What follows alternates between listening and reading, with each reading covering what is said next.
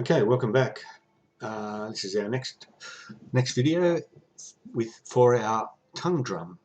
So let's open up a tab. Let's go to our Google Apps and open up Sketchup for School. While that's loading, let's look at our drawing. We're up to this piece. We're going to draw one of our sides. So really the only size we need to know is the 342. All the other sizes are going to be referenced from this piece that we've already drawn. So let's remember that, 342. And there it is. There's our drawing from before. Let's click that. There we are. Now that's a component. We previously made that a component and we added a material to it. So make sure that that component is not selected. And we're ready to draw. Now, if I hold down the shift button, no, I don't want to do that. Without the shift button, I can rotate this. I'm going to rotate this so I'm looking at that fairly flat, but I can see that rebate in there. And we're going to grab the line tool, which will be over here, or I could have clicked L on the keyboard. So we're simply going to trace this rebate. Now it's really important that we get the corners clicked. We don't click in some other place or click in the wrong corner. So it's really important that we select our corners. And it's going to be a little bit tricky to draw because you're not going to see it easily. So click once to start. Make sure you're at the corner. So it should say endpoint. You should get the little round purple icon. Click. Yes, we've still got line selected. Yes, it's really easy to draw it in the wrong spot. So make sure we're always in those corners. Always says endpoint. And it'll kind of grey it out when we know we've drawn that correctly. Even though it's sometimes hard to see. So I'm going to zoom that back. I'm going to go push-pull tool, which is P on the keyboard. And that surface that we just drew, click on it once and move out in this direction. Do you remember the size? 342. And press enter. Alright. That's pretty straightforward. I'm going to zoom it in fairly close because we're going to draw our cutout down here, our sound hole cutout. So I'm going to use a shark image. So let me explain what I do. I go to Google, do a Google search. I've typed shark silhouette. You might have to fiddle to find the right drawing that you want. But trust me when I say you need to choose something simple. Something like this is way too difficult. You can try it, and something like this may not work. We're basically cutting a hole into that piece, like we would do in the woodwork room. So we can't add detail to a hole. For instance, if we chose that, let me click on that, and we cut out the outside shape, which is okay, we're not going to see the detail of the fin because that would become a hole, like that piece of timber that we cut out would be thrown away. So choose something that doesn't have detail. Something like this could nearly work, except for this little section here. If that whole outline is cut out, that piece would not be there anymore. It's hard to explain, but you will learn, you'll get it. Although that's a ridiculously complicated shape. Anyway, I've already chosen my shape and I've already downloaded it to my desktop. So back to SketchUp. I'm going to click that File Operations button and I'm looking for Insert a file. Drag or drop or select from Google Drive or your computer. So I've placed it on my desktop. So I'm going to click this, navigate to my desktop and somewhere in here I've got my shark image. Gee, I've got a lot of stuff on my desktop. There it is. Select that and click open. And it's not a material, it's an image. Click that. Now there's my little shark image, so it's quite a simple one. Now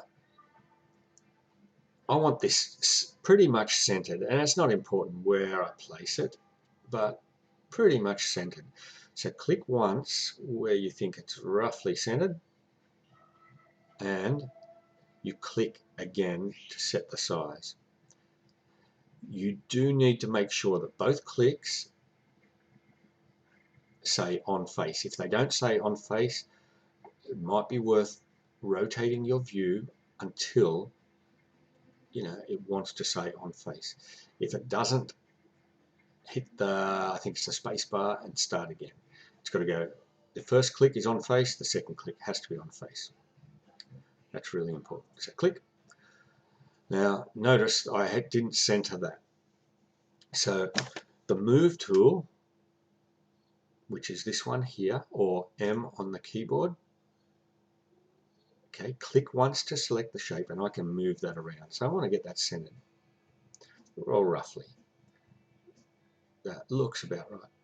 Now let's say you got the size wrong. The move tool won't allow you to adjust the sizes, but there's another tool. It's here. It's called the scale tool, or S on the keyboard. And what that will give you is handles, so you can adjust the size. So you can adjust sizes with those handles if you need to, and you drag those. Actually, no, it's not a drag. It's a click once and click again to select your size. Anyway, spacebar will go me back to the select tool. Now we're going to have to open up our materials dialog over here. There's the image we just inserted, and we're going to edit this image because what we are going to do is turn the opacity down. Turn it right down, and the slider is really hard to see. If you start with a full black image, maybe you want to go down to 25 or 30% or something. Click done when you're ready, and we'll close that. Alright, back to the select tool. Now,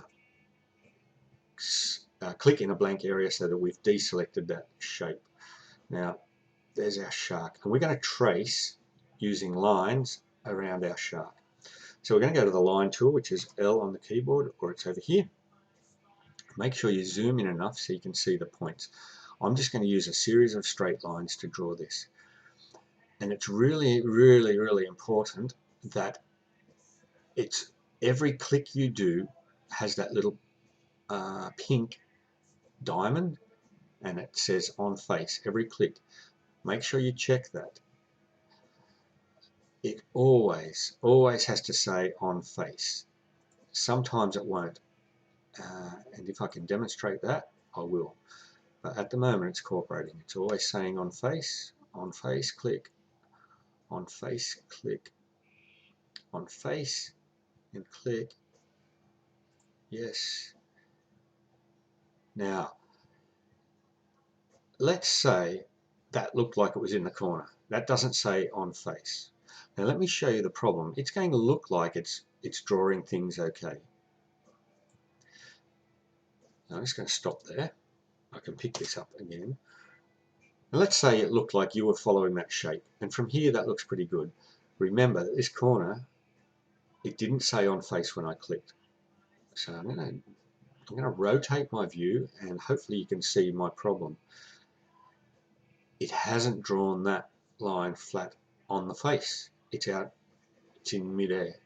So that definitely won't work. So always, I can't implore you any differently, but it's always got to say on face. Alright, I'm going to go back. I could either press erase, or I can Control Z, and bring it back. That one was on face. I'm going to go back to my line tool,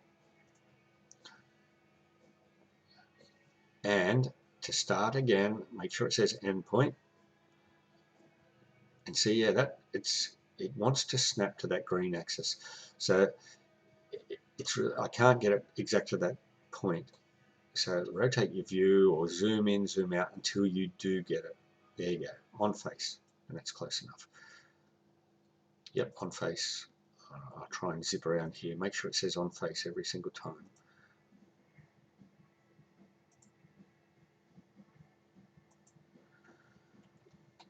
Shift and middle mouse button will allow you to slide. Yep, on face.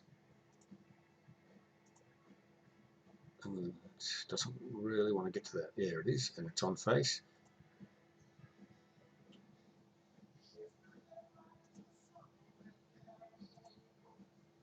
There you go, and make sure your last one ends on the end point of the first one.